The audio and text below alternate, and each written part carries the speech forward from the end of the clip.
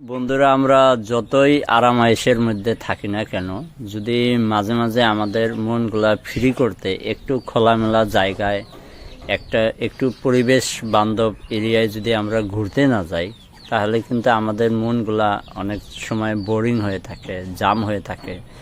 তাই আমরা যতই ভালো কিছু খাওয়া দাওয়া করি এবং যত সুন্দর বিছানায় ঘুমাই না কেন, মাঝে মাঝে আমাদের খুব মনটা হতাশ হয়ে যায়। তো তার জন্য আমরা কি করতে পারি, আমরা মনটাকে ফ্রি রাখতে আমরা চেষ্টা করব সব সময় একটু খোলামেলা পরিবেশে ঘুরতে। যে জায়গাগুলোয় গেলে মনটা একটু ভালো হয়ে যায়, একটু ভালো হাওয়া পাওয়া যায়, একটু ঘোরার মতো একটু পরিবেশ পাওয়া যায়। হয়তো সেটা পাথরের পাহাড় হইতে পারে, ঝর্ণা হইতে পারে, বা কোনো পার্ক হইতে পারে। আপনারা যে ধরনের পার্কগুলো দেখতে পারতেছেন, এই ধরনের হলেও কিন্তু অনেকটা সময় মনগুলা ভালো হয়ে যায়। বা তার সাথে কিছু নাচ গান হলে তো আরোই ভালো হয়।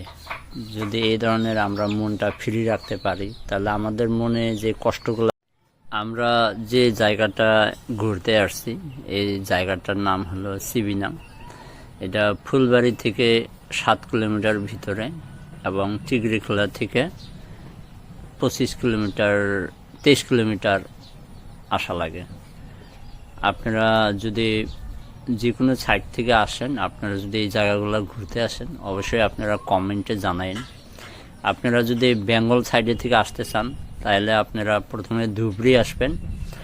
ধুবড়ি থেকে ফুলবাড়ির লঞ্চে উঠবেন। সেখান থেকে আপনারা ফুলবাড়ি থেকে আপনার 7 কিলোমিটার ভিতরেই এই জায়গাগুলো আপনারা পেয়ে যাবেন। এই জায়গাটার নাম হলো সিবিনাং চণ্ডীশীল।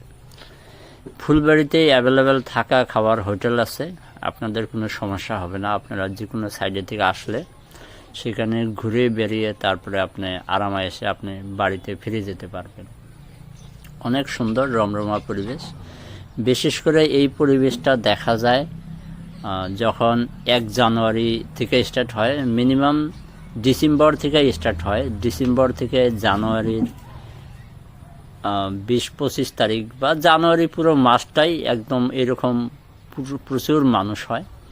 আর বাদবাকি সময়ও মানুষ হয়, যদিও একটু কম, একটু ফিলিংসটা আলাদা। কিন্তু মেনলি সব থেকে বেশি মানুষ হয় জানুয়ারির 1 তারিখ, 1 থেকে 3 তারিখ। তখন আপনি এই জায়গাগুলায় পা রাখার মতো জায়গা থাকে না, এমন একটা পরিবেশ সেখানে তৈরি হয়।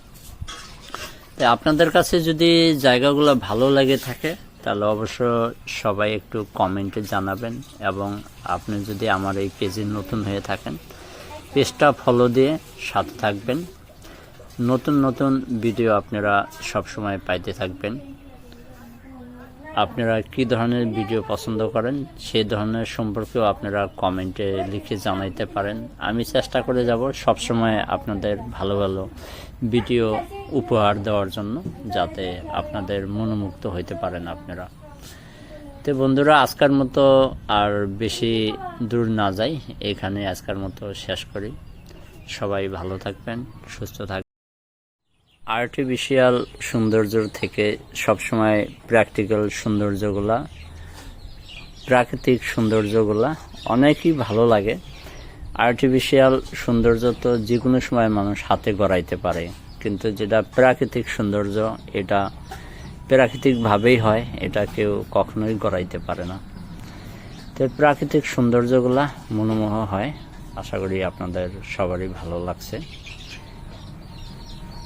তো এটা আমার বন্ধু, তো বন্ধুকে দিয়ে আজকাল ভিডিওটা আমি শেষ করি। আমরা কয়েকটা বন্ধু ঘুরতে আসছিলাম। দেখেন সবাই ফটোটা নিয়ে ব্যস্ত আছে। ওই যে আরেকজন চায়ে রয়েছে, দেখেন। সবাই ভালো থাকবেন, সুস্থ থাকবেন। খোদা হাফেজ।